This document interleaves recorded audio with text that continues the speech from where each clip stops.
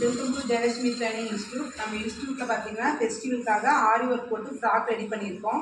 இதோட ரேட் பார்த்தீங்கன்னா வெறும் 550 தான். இதுக்கு 10% டிஸ்கவுண்ட் இருக்குது.